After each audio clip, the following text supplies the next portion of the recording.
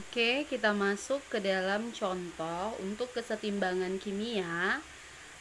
Dari materi yang sudah Ibu berikan, kalian sudah bisa baca bahwasannya apa itu pengertian kesetimbangan kimia. Kemudian untuk rumusan penulisan kesetimbangan kimia, di sini akan Ibu jelaskan yang perlu kalian garis bawahi bahwasannya jika dalam suatu kesetimbangan ada fase liquid dan solid, L liquid cair dan S itu solid padat, maka dalam rumusan kesetimbangan tidak perlu dituliskan.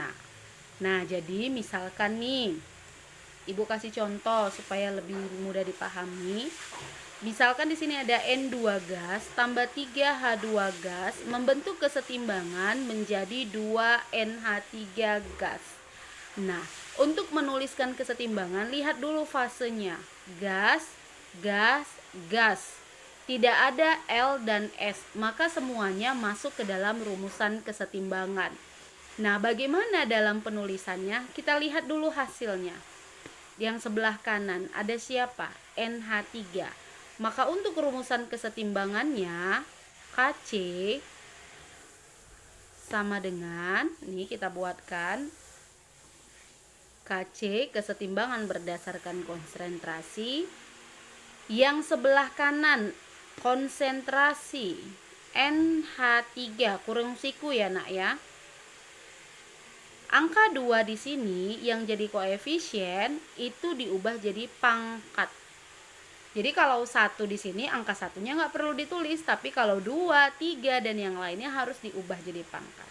Sebelah kanan habis per sebelah kiri. Sebelah kiri ada siapa aja? Ada N2. Kita tulis N2 dikali, kita lihat ada siapa satu lagi? Ada H2. Nah, H2 ada koefisiennya di sini 3. Maka di sini kita buat pangkat 3. Ini dia rumusannya. Kemudian yang kedua, N2O4 gas membentuk kesetimbangan menjadi 2NO2 gas. Sama-sama gas. Berarti kita cukup tuliskan Kc sama dengan yang di sebelah kanannya dulu, nak. Koefisien tidak, berarti di sininya aja, tulis lengkap. Konsentrasi NO2. Koefisien jadi pangkat, berarti di sini pangkat 2. Per di sini ada konsentrasi N2O4. Karena di sini koefisiennya 1, maka di N2O4 nggak perlu kita buat pangkat 1. Jadi ingat ya, koefisien jadi pangkat. Kita lanjut yang C. Yang C di sini ada 5CO2, 5CO gas tambah I2O5S solid membentuk kesetimbangan menjadi I2 gas tambah 5CO2 gas. Nah, di sini ada yang solid, yaitu si I2O5. Maka di I2O5 ini kita coret.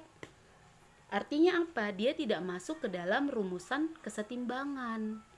Yang masuk dia fasenya selain solid dan liquid, yaitu gas dan aqua. Nah, kita buatkan rumusannya. Kc sama dengan, kita fokus ke sebelah kanannya dulu.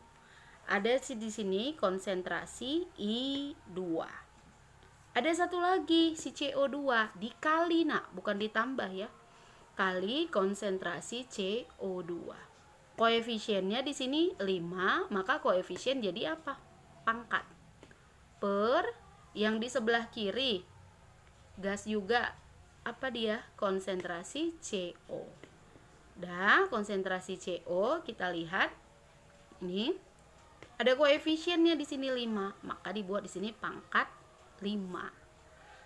Oke. Kemudian CaCO3 solid membentuk kesetimbangan menjadi CaO solid ditambah CO2 gas. Nah, lihat di sini fasenya. Solid dengan liquid tadi seperti yang di atas, nih. Solid. Nah, ini nak, solid dan liquid, ini dia L dan S itu tidak diikutkan. Maka kalau kita ketemu dengan soal seperti yang D, ini ada fase solid, ada gas. Maka yang solid kita hapus. Nah, Maka nantinya harga KC-nya, KC sama dengan, oke, kita lihat di sini hanya siapa yang ada? CO2. Dia di sebelah kanan, berarti konsentrasi CO2. Tidak ada pangkat karena koefisiennya 1. Tidak ada per karena di sini tidak ada lagi senyawanya. Oke, kita lanjut.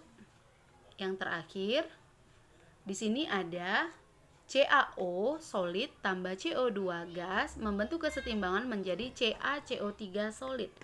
Yang solid coret. Ini juga coret. Nah, berarti harga KC itu kan kanan per kiri. Di kanannya ini nggak ada. Nah, maka kalau di kanan yang tidak ada berarti dia 1 per yang di kiri ada CO2 per konsentrasi CO2. Nah, kita lihat, Bu, kenapa tadi yang di sini nggak dibuat 1? Ya sama saja. Kalau tadi dia kanan konsentrasi CO2, kirinya kan nggak ada, kita buat per 1. Ya sama saja, konsentrasi CO2 per 1 sama dengan tetap konsentrasi CO2. Oke, silahkan nak yang tidak dipahami, boleh nanti kalian tanyakan di grup kita.